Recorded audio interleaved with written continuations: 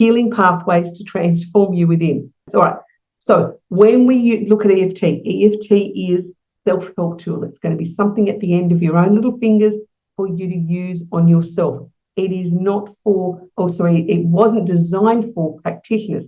We practitioners just got hold of it and worked out that we can take people deeper. We can go into greater levels of healing work, into some trauma work, into the deeper recesses of what you're going on, easier and simpler than what we can be able to do ourselves.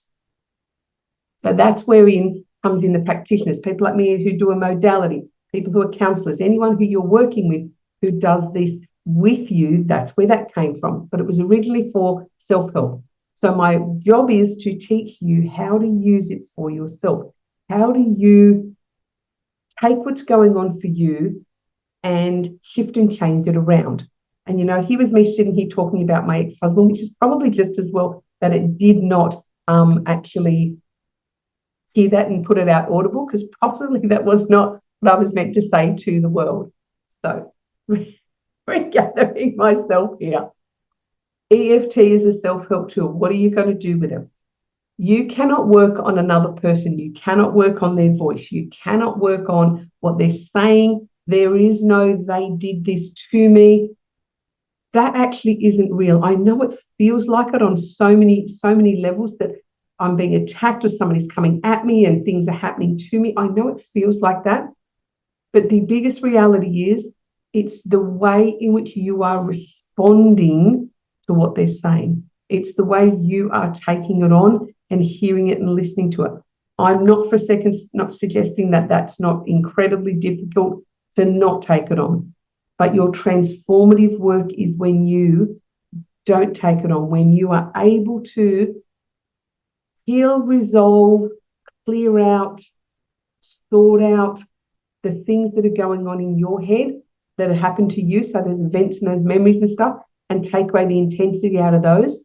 That the this that person has going on stops getting into your head. It stops being part of your dialogue. It stops being part of your story that you repeat and you go on and on and on about. It changes all of that. So how are you going to do that? Step one is to painfully, knowingly, consciously accept that you own every part of every reaction that you have. Everything that you react to, everything that you think they did to me, you own all of those reactions. Now, it can be incredibly hard. I know it was for me. When I became a coach a decade and a half ago, I had no idea how much was going to be about me and how much I'd have to resolve my own stuff. I just came into this to help other people. But the true power and the gift and the ability and my inner power has come from actually being the person who goes, yep, I did that. Yep, I own that. Yep, that was how I responded. Yep, that's how I reacted. They said, and I kicked off, and they did, and I yelled, and the arguments I used to have in the car about this person, and he wasn't even in the car, all those things, I had to own that, yeah, I did that. And that was really empowering. And the reason it's really empowering is when somebody says, oh, yeah, but you did, the answer is, yeah, you're right. There's nowhere for them to go with that. There's no bringing back any further of an attack or bringing up any further, yeah, but you did. Yeah, you're right. Yeah, you're right. You take all that wind out of their sails and you take you just take all of it away, which is the thing. So what you're going to do with tapping is, I want you to sit and spend a couple of minutes with yourself, and I want you to document, get clear on, get real with your inner dialogue. What is your inner dialogue? What is it that you say to yourself? What is it that goes through your head as the conversation that you have? Even if it's just the self-deprecating stuff. Oh, you're an idiot. Oh, that was stupid. Oh, you're a fool. Oh, God, what did you do that for? All of the things that you say to yourself that are not complimentary. Would you allow someone else to say, you're an idiot, when you've done something wrong? When you maybe didn't pick up the groceries the right way and something fell out on the floor, or you didn't fold the washing the way the other person wanted you to do, or you dropped it. You know, there's people who, you You drop something and they laugh, or something just doesn't quite go to plan. You've got your hands too full and you can't open the door, and they laugh. Those sorts of people are living in that judgment world. And I want you to get out of that judgment world. And part of that is, what's the self-deprecating conversation? What do you say to yourself? When do you say, oh, you're a fool, you're an idiot? Because they're going to mirror that. That's why they're saying it. Because you say it to you, so they say it to you. It's just this organic fun thing that happens. You've got to stop first. The only way it's going to happen. So I want you to look at your inner dialogue. What do you say to yourself? I'm sure that we all have annoying spouses or children or other people, family, friends, whoever in our life who say things that are not complimentary. That's not okay. But again, you can't stop the words coming out of their mouth. But I'm more interested in what you say to you. What are the things you say to yourself? What are those little that you say on an ongoing basis? They're the things that are holding you back. They are the things that you need to work on. They are your starting point, because it's one of those things. If you're saying those things to you, you're not valuing yourself in a way that you should.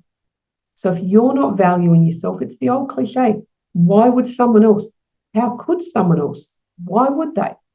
Because it's got to start from you. So the healing pathways that we talk about to help to transform what's going on inside you, start with resolving the stories. Start today with that inner dialogue. What is it you say to yourself on a regular basis? Do you speak complimentary to yourself? Do you praise yourself? Or is it always an endless dialogue of not getting it right? Not getting right, you're useless, oh God, you're hopeless. Anything else that's of that nature, I want you to get aware of it. I want you to get clear on it.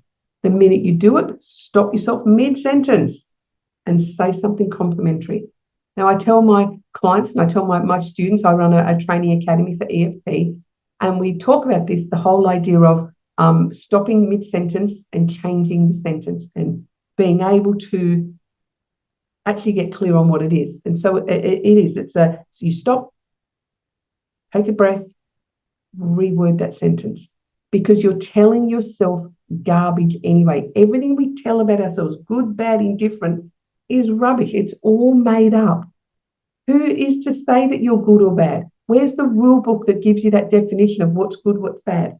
It isn't. It's somebody's rule book. It's the definition that other people have given us, that they've determined, well, that's okay, but that's not. You can do that, but you can't do this.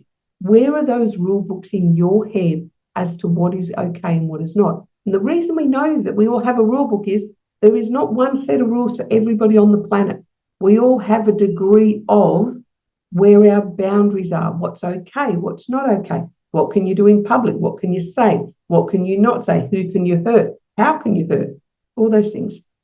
So you're making up rubbish anyway. The dialogue in your head is not true anyway. So why don't you make up a different dialogue? Why don't you make up one that's, I'm really, really good at this. Look, wasn't how it was meant to be, but I'm really good at it anyway.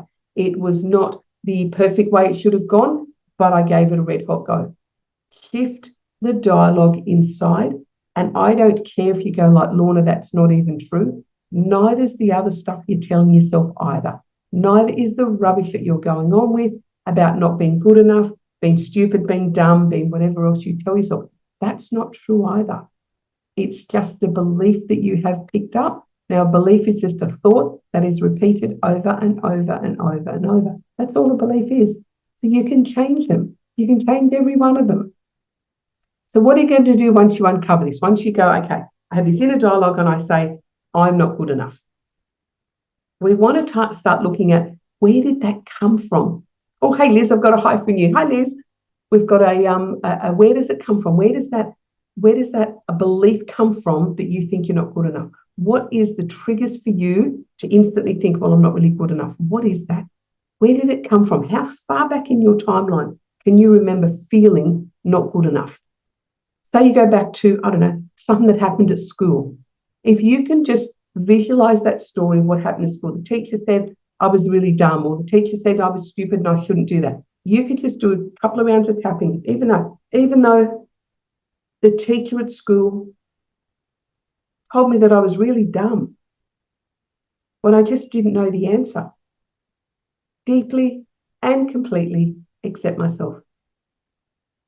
Even though that teacher at school, so many years ago, I can still remember her telling me I was dumb. Deeply and completely accept myself. So even though I can still remember sitting in the classroom, the teacher humiliated me in front of the class, told me I was stupid for asking a question, but I deeply and completely accept myself. And then you would just go through the points while you're thinking of that memory. She told me I was dumb. I just didn't know the answer to a question. Pretty sure that doesn't make me dumb. I don't think people are dumb when they ask me questions. They're just trying to get some clarity. She told me I was dumb. I can still remember her saying it. I can still remember being in that classroom when she told me in front of everybody that I was dumb. She humiliated me. She embarrassed me. Not only did I get it wrong, according to her, I did it in front of other people. That was just embarrassing. I was okay asking the question. It was her telling me I was dumb. It was her belittling me in front of other people. I would never do that to somebody. She's supposed to be a teacher. The teacher thinks that's okay. Wonder what she had going on. But as a little girl or guy, I took that on. And I wrapped a belief around that. And I've looked for evidence all my adult life to support that belief. She said I was dumb. I didn't think I was dumb. Still don't think I'm dumb. Why am I believing what a teacher had to say? A teacher who was just saying wrong things. I don't think I'm dumb. But I feel the heat of the shame. I feel the flush of the embarrassment whenever I think of that event. Yeah, maybe it's time to process it and release it. To actually process those beliefs that were hers and not mine. Maybe she was just having a bad day. I don't believe they're mine. All of those things. The things she said. Whatever it is she had going on was so not okay. Whatever she had going on means nothing about me. That's a kind of a quick round, and you just need to talk yourself through it. Don't overthink it. Just talk yourself through it like that. It was a offhand comment by a teacher who you may or may not respect. It's irrelevant. It was someone who'd said something so long ago when you were a child. The sting is there and the feeling is there, but you can release it with doing tapping because that belief doesn't need to support you now. You start to recognize, well, why would I listen to her? I've got so many other ways and things that I'm okay or I'm good enough now without bringing her beliefs along with you. So there is some super, super quick tapping on what you're going to do when you uncover what are your stories when you feel a certain way. So I feel sad. Why do I feel sad? Because of. The because of what you're going to tap on. So it's been wonderful being here with you. Bye for now.